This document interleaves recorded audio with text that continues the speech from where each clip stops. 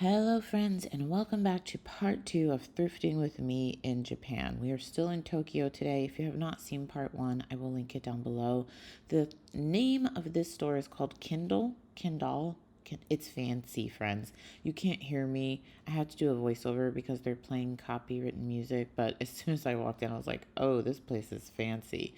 We were here on our honeymoon, you guys. I did not ask Cody to come along with me to these thrift stores. He wanted to come, so you will see him looking like a sad puppy in some of the clips, but I promise, I said, you could stay at the hotel, like, you don't have to come, and he wanted to come. He just tags along and, like, plays games on his phone. It's kind of cute, but friends, most of these thrift stores, I'm doing air quotes, are more like buy, sell, trade stores slash high-end consignment stores. Especially this one. This store was like walking into the Real. If you've been to the Real stores, this is kind of what they look like. They have Acne, they have Gucci, they have Prada, they have Comme des Garçons, they have like all of those high-end brands. So what I learned quickly, a lot of the thrift stores, air quotes, in Tokyo especially, are buy sell trade stores or very bougie consignment stores. They are secondhand, but the majority of their inventory is high end and mid-range stuff, and then they may have a small section of like H&M, Old Navy, Shein, stuff like that. If you saw part one, you know what I'm talking about. Again, link down below. So this store is very expensive.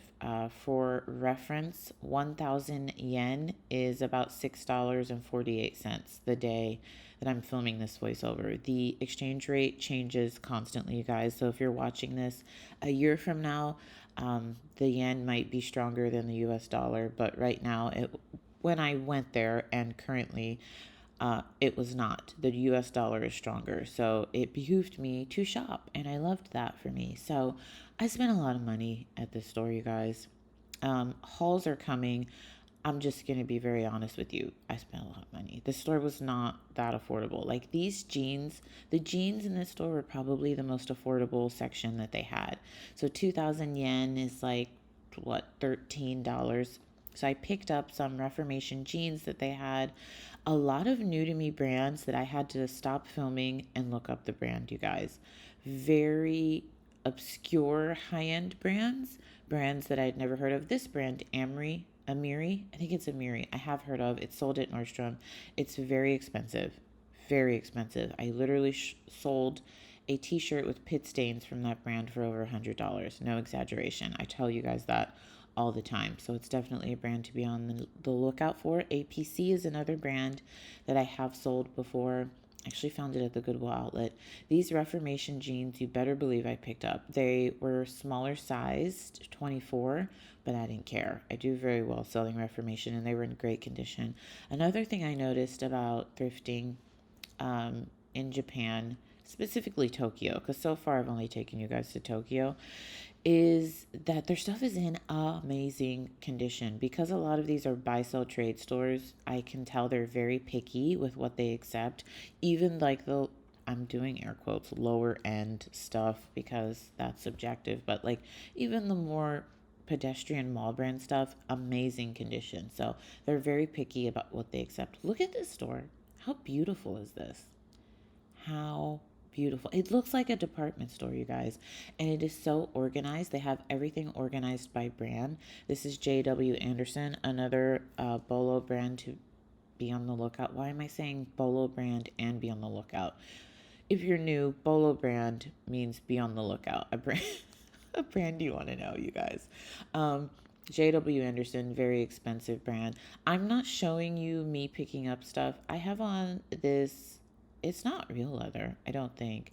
It's a faux leather dress from, I want to say it is not, I'm thinking Saunders. That's not it. I'll link it down below. I'm trying to get better about linking the stuff I'm wearing down below. How beautiful is that ruffled dress? That is, it's not diesel. I'll go back and show you that dress because I did end up picking up that dress. Anything colorful, I'm drawn to. This Alexander Wang cardigan, 20,000 yen. Remember, 1,000 yen equals about $6.48 USD. I'm going to keep reminding you that. And then we're going to see this Marni sweater, you guys. Some of you are going to think I'm nuts. So, not this sweater, but the fuzzy sweater next to it. I am willing to pay up for things, you guys, if I can triple my money. So, I paid 388 US dollars for this. This is a Marni sweater. It is mohair. It is so soft. I knew from the colors and just the pattern. I was like, this is very special. I found 2 sold comps. This is why I picked this up for almost $400. I found 1 sold comp within the last month for $900 that I'll put on the screen. But I also found another sold comp for $1,200. So I was like, you know what? I am going to allow myself one high-end piece to flip. So this was the one. And I wanted to pick up something that even if it took a while to sell, like a year or 2 years to sell, I could wear it. Like, this is something I would wear. I'm not afraid to wear color, you guys. I wear all black all the time, and then boom, I'll put on a rainbow mohair sweater. I love color. So this is a piece that I thought if it never sells, at least I like it and I will wear it. So I ended up picking that up. And can you guys believe I have already sold that to one of my real estate clients? I showed her the pictures because she loves to secondhand shop. And I was like, look at this sweater I found. This is so amazing. This is why I always say, tell people what you do, you guys. She bought the sweater for $1,100 cash. I didn't even have to go through eBay, Poshmark, so that's not including fees. She's actually considering maybe when I go back having me like personal shop for her. If you could see my face and my eyes, that would be like a dream. But those are just the early talks. We'll see. You guys know I've been telling you I have to go back here with like a $10,000 budget, and I want to save and do that cash because what I learned from thrift shopping in Japan is you need the money. If you haven't seen the first video, you guys, they have some great stuff here that you can flip. But a lot of the stuff you need like at least $50 per item or $100 per item. Or in my case, I just spent $400 on one item. You don't need that much money per one item, but it's not like Goodwill. It's not like where you can find something for $10 and flip it for like 50, 60, $100. You need the money, the cash to play here. Look at these Mason Margiela boots. They're like those hideous toe boots for 40,000 yen. I don't know. I probably missed out on buying those. Hubby was like, that's probably something you could probably flip for good money. People don't have access to. They're probably sold out in the States. But I was like, I'm not lugging those huge things home. And I just, I don't care, you guys. I will sell ugly stuff all the time. I always tell you, I don't need to like what I'm selling. I just need to be able to make a profit selling it. But they were just really heavy. And I don't want to have to deal with shipping those home. So I passed on those. I've been yapping so much, I didn't even tell you guys. We're in a new store. This is the store. This store is called Second Street. This is not as bourgeois as the other store we were just in. They have more reasonably priced stuff. Like I was finding jeans for 6,000 yen, 2,000 yen. I did end up picking up a couple pairs of jeans here. Fax Copy Express. Never heard of that brand. I looked it up afterwards, brand to know. They had some D squared jeans, and I found some sold comps on these exact styles for anywhere from, I think it was 60 up to $90. So I ended up picking up a couple of these like distressed jeans. Another thing I noticed on their tags is it said online. And so I looked them up, and they are a huge seller on eBay, and I think they have their own website. And any of the items that had that little red online tag were always priced higher, which makes sense, you guys. If you own a brick and mortar store, think about it, and you take the time to photograph and list, you're going to price it higher in the store because you just spent more money. Because I'm fairly certain they have employees that are photographing and listing for them, so they have to pay them to do that. So those things were always priced higher. So I try to stay away from the things that had the online tag. But you can see this store, like I said, more reasonable. They have H&M, they have Patagonia, they have North Face. So there are stores here where you can find more affordable brands, but the money makers for resellers are the high end items in Tokyo. Like, seriously, if you want to shop for yourself, that's great. You can come, with $100, $200. But if you're coming to resell, I think like I said in the first video, the mid-range to high-end sellers, the people who sell the Gucci, the Comme des Garçons, the Maison Margiela, all those types of brands. You came here with 10 grand. I'm easily, I was telling hubby, I was like, you could triple your money, maybe more, probably more than that, you guys. A lot of things that are hard to find in the US, they have here. A lot of the more obscure brands they have. All right, I'm going to stop repeating that, but for some of you that maybe didn't see the first one, just thought I'd mention that. Beautiful, another store, again, beautiful. I almost picked up this Lanvin. I used to say Lanvin, and a couple of my French friends made fun of me. I'm pretty sure it's pronounced Lanvin. So sad. You would never know I used to be fluent in French. Anywho, this was so reasonably priced, you guys. Beautiful navy blue leather, but it had a lot of corner wear. It had some ripping, and I decided to pass on it, and I regret that, you guys, because that was priced at like under $20. I definitely should have picked that up. I could have had that repaired. It did have some like serious rips at the seams, but my cobbler would have fixed that for me probably for pennies on the buck. So that was a regret of mine. This store was geared up for winter and fall. It's already a little chilly in Japan at night, so they had a ton of sweaters, ton of coats, jackets. There's another online tag that I just showed you that was priced at 7,000 yen. Another online tag, 14,000 yen for Acne Studio. Let's do the conversion. That's about $90 that I picked up. Spoiler alert, you'll see that in upcoming hauls. $90 for an Acne Studios coat. That coat was very heavy, you guys. I ended up getting a second luggage to haul all this stuff home because our airline allowed 2 free luggages with our flight. It was Delta. That is one of the benefits of flying international Delta. It's very expensive, but you pay them $2 million and they let you bring 2 luggages for free. Yay!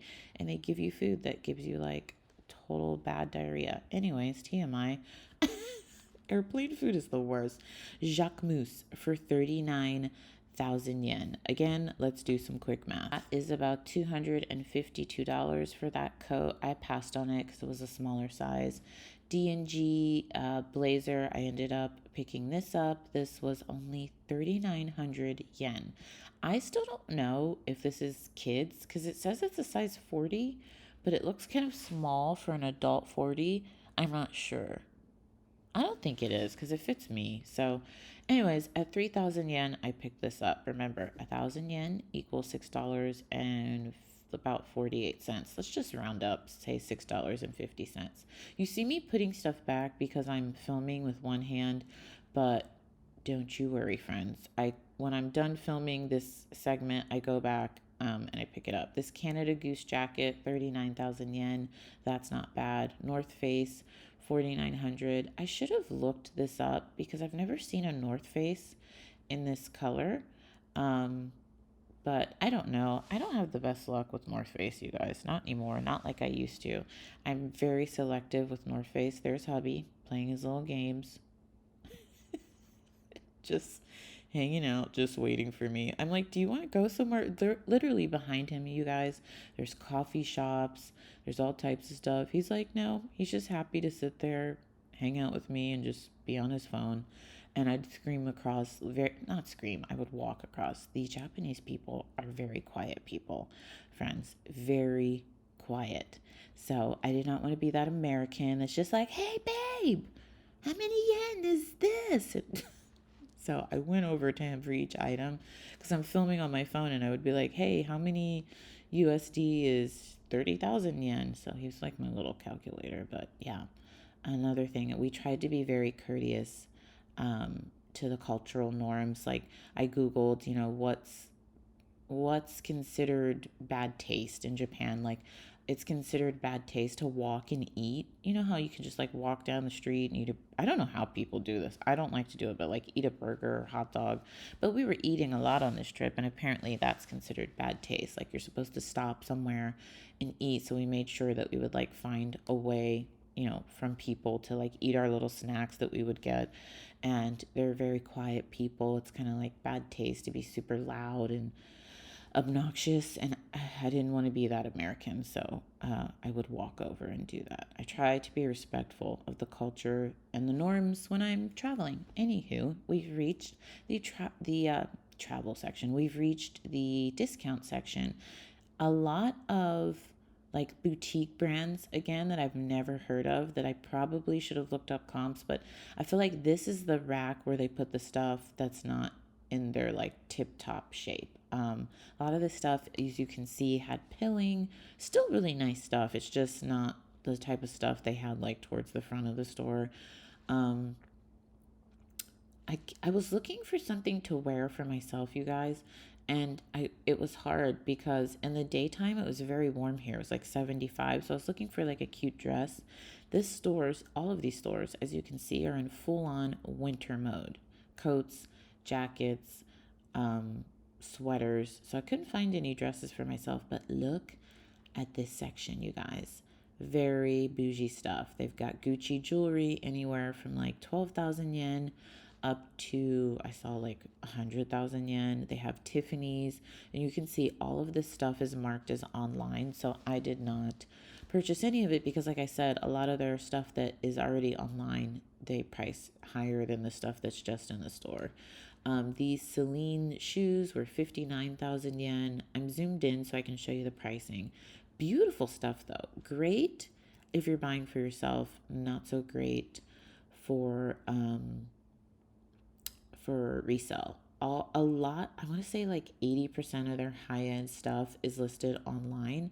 This Prada shirt for 8,900 yen was not listed online, and I thought about picking it up, but it was a really small size, so I decided to pass on that. It does look like a unique print. I remember looking up comps and I could not find any recent sold comps for that size. That sweater, 12,000 yen online. This is not online. This is Armani for 3,900 yen. I picked this up and it's a size 42. It was very rare to find like these larger sizes. So, and I love the color, and it's cashmere. Heck yeah, I picked that up. I picked up a lot of stuff this day, you guys. The next video we will be in, I believe, Osaka. I didn't film a ton when we went to Kyoto. So we did Tokyo, Osaka, and Kyoto. I didn't film a ton in Kyoto. I got a lot of short form content. How hideous is this sweater? I'm so sorry if you own this sweater. The new Gucci stuff, I think, is just so tacky. I'm so sorry. So many people really like it, but I don't know who is their creative director right now, but I just think some of their newer stuff is just really, all right, really for tacky. Those of you that are interested in like the sightseeing, just kind of like lifestyle stuff, I'll be posting that on my second channel. I'm trying to get better about posting over there. I will link it down below. I'll also be posting these on my TikTok. So we ate our way through a lot of these cities. The food was so affordable, you guys. Like, unless you were having like a very high-end dinner, the food is so much more affordable than in the States. We ate so much sushi for like $60. The amount of sushi we ate for $60 would cost triple that in the States. This is a little like ice cream treat we ended up getting from this cute little place. Ask me the names of places, I can't remember. That's why I filmed them. Supar. Hey, listen, that's the name of it. Okay, very cute. We did end up taking the bullet train to Osaka this day, so that's where we're at. I'm actually getting the days confused, but we're either in Kyoto or Osaka here. We went to a night market. It was very busy, very crowded, you guys. I think this is called Downtonbury. Listen, my pronunciations are just terrible of places, but this is Osaka.